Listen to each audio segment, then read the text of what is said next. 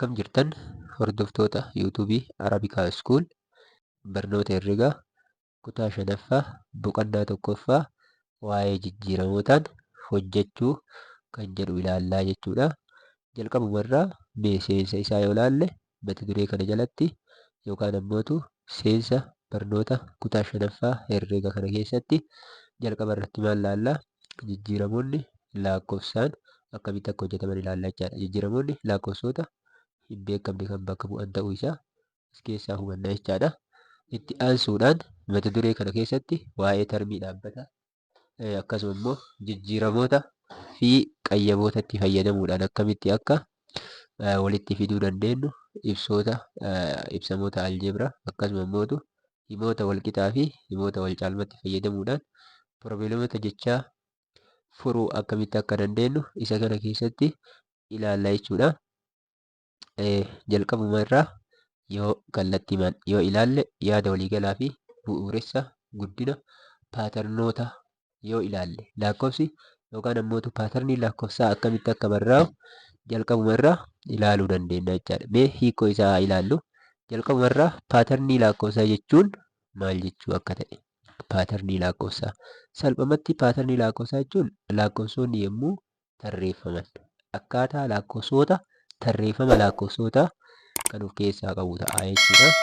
Haala kanaan yoo fakkeenya fudhanne fakkeenyaaf lakkoofsa tokkorraa yookaan tokko yoo jenne 11 yoo jenne fakkeenyaaf inni biraa ammootu 21 yoo jenne lakkoofsi kun paatarniidhaan meeqa jedhaa deema jechaadha. Lakkoofsa 10 dabalaa kan deemudha jechaadha. Haala kana keessatti paatarnii lakkoofsaa kallattiimaan akkaataa tarreeffama lakkoofsaa jalqabarraa hanga tokko deemuu isaa kan of keessatti qabatu jechuudha. Bifa kanaan qabattu. Inni biraa ammootu mee fakkeenya tokkoffaarra jiru kana ilaallu. Paatarnii lakkoofsota armaan gadii ibsi jedha. Kanaaf jalqaba irratti meeqa kaa'eera? 15 jedha. Inni kun lakkoofsa 15dha. Taansii ammootu 25 35 45 jedhetti bakka duwwaa godhee jira. Iddoo kanatti kan galu meeqa ta'a jechaadha? 55 kan jedhu ta'a jechaadha. Haaluma kanaan isa lammaffaa irra kan jiru ammootu paatarnii lakkoofsa kanaa meeqaan dabalaa jira waan jedhu ilaalla jechaadha. Paatarnii lakkoofsa jalqaba 5 gaafa dabalu paatarniin lakkoofsa lammaffaa kun ammootu 28 iddoo duwwaa 40 46 akkasuma ammootu iddoo duwwaa itti fufee 58 itti fufee iddoo duwwaa 70 jedha.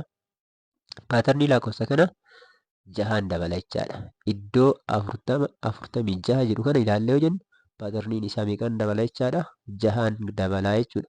28 itti aansee 34 jaha gaafa irratti dhiyaanu itti aansee jaha gaafa irratti dhiyaanu 40 irratti gaafa jaha dhiyaanu 46 irratti gaafa jaha dhiyaanu 52 58 akkasuma ammootu 64 jedheet 70 jechuudhaan 76 jechuudhaan itti fufaa jechuudha.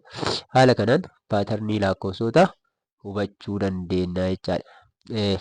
Fakkeenya isaa akkasuma ammootu inni kun paatarnii lakkoofsa jalqaba irratti 10 dabaluudhaan kan itti aanu argachuu dandeenya jedha.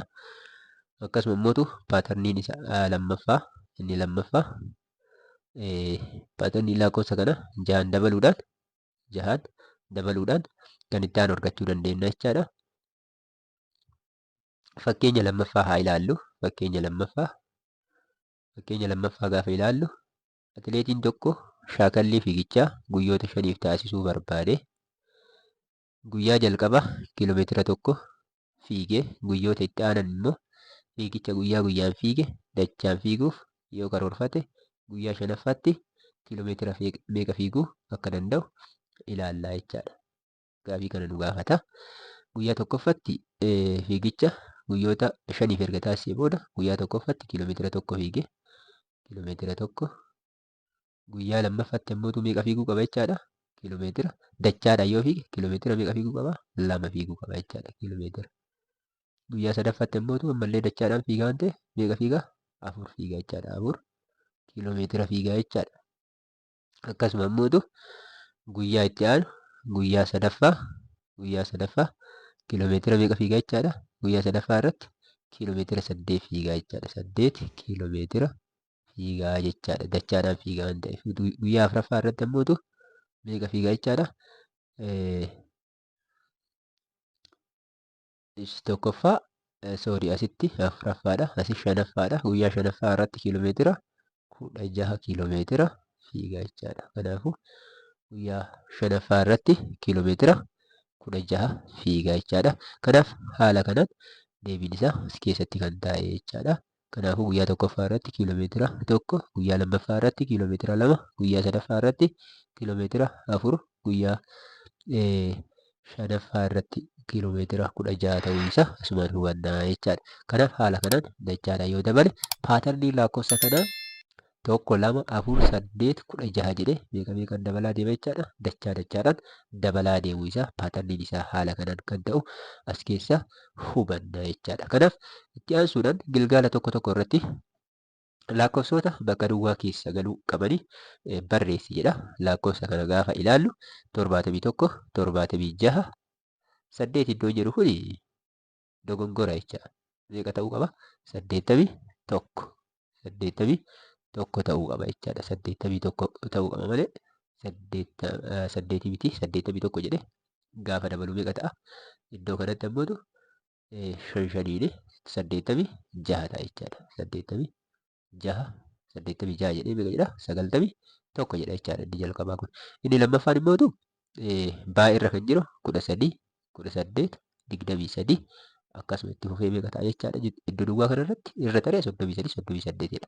Kanaafuu paatarniin kun meeqa dabalaa jira? 5 dabalaara jechaadha. Kanaafuu gidduu kanatti meeqa ta'a? 28 ta'a jechaadha. Haala kanaan ilaalla. 28 ta'a jechaadha.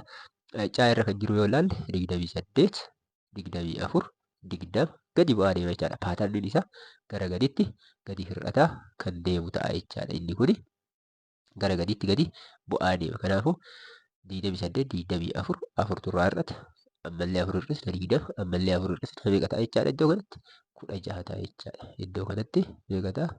16 ta'a jechuudha. 16 ta'a. 16 4 irraa hir'isna 12, 8, 4, 0 jedha. Itti fufaa deema jechaadha. Inni daa'irra jiru kun ammootu meeqaan akka dabalu waliin ilaalla jechaadha. Kanaaf isa kana 100 jedha. Tokkoffaa irratti kan jiru meeqa? 100. Chaansee 115. Chaansee 130. Iddoo duwwaa kanneen irra kan galu meeqa? Kanaafuu 145 itti aansee ammootu meeqa ta'a jechaadha? 160 ta'a jechaadha bakka duwwaa kana lamaan irratti. Kana jechuun maal jechuudha? Paatarniin isaa 15 dabalaa deema jechaadha. Haala kanaan ilaalla. Inni bira fuuluma kanarraa maal arganna? Lammaffaa irratti gaafii gilgaalaati. Loomiin kitaaba asoosamaa tokko guyyaa jalqabaa fuula 25 dubbiste jedha. Guyyaa jalqabaa fuula meeqa dubbiste? Fuula 25 dubbiste. Guyyaa lammaffaa ammootu dachaa sanaa dubbisteedha. Guyyaa jalqabaa fuula 25 dubbiste. Guyyaa itti aanu ammootu dachaa sanaa dubbiste jechuun maal jechuudha jechaadha? 25 baay'isuu 2 jechaadha. Meeqa ta'a? 50 ta'a jechaadha. 50 ta'a. Guyyaa lammaffaa 50 dubbiste. Guyyaa sadaffaa ammootu dachaa guyyaa sadaffaa dachaa guyyaa lammaffaa dubbiste jechaadha. Guyyaa lammaffaa meeqa dubbiste? 50 dubbiste waan ta'eef 50 baay'isuu 2 ta'a jechaadha. Inni kun meeqa? 100 ta'a jechuudha. Guyyaa sadaffaa fuula 100 dubbiste kitaabicha xumurte jechaadha. Kitaabicha maal goote? Xumurte. Kitaabni loomiin dubbiste kun fuula meeqa qaba jedha? Fuula meeqa qaba jedha. Kanaafuu maal goona jechaadha? Fuula kanneen walitti ilaana 25, 50 fi iddoo kanatti mee sirriitti haa ilaallu. Inni kun 25, inni lammaffaan 50, guyyaa sadaffaa fuula 100 dubbiste jechaadha. Kanaafuu loomiin kitaaba kana kitaaba fuula meeqaa dubbiste jechuudha. Isa kanneen yeroo walitti ilaanu kitaaba fuula 175 dubbistee fixxee jechaadha. Dubbistee fixxee jechaadha. Isa kanas guyyaa meeqa keessatti fixxee jechaadha? Guyyaa 3 keessatti fixxee jechaadha. Guyyaa 3 keessatti kitaaba fuula 175 qabu xumurte jechaadha. Haala kanaan ilaalla jechaadha. Kanaaf kallattii kanaan qabachuu danda'uu qabna jechaadha. Waa'ee tarmoota haala kanaan sirriitti qabachuun barbaachisaadha. Tarbii jechuun akkaataa lakkoofsi tokko itti tartiibeffamee taa'e. Kanaafuu isa kana keessatti ilaalla jechaadha. Fakkeenyaaf lakkoofsi tokko jedhee yoo eegale 2 jedhee itti fufee 3 4 5 6 jedhee yoo kan itti fufu ta'e lakkoofsi kun tokkoon dabaraara jechaadha. Tarbiin isaa haala itti tartiibeffamee 2 yoo jedhee jalqabe fakkeenyaaf 4 6 akkasumas 8 10 jedhee yoo kan itti fufu ta'e tarmoonni kunniin meeqaan dabalan jechuudha. 2 dabaluu isaa kanumarraa hubachuu danda'uu qabna jechaadha. Haala kanaan itti fufnee sirriitti ilaaluu qabna jechaadha.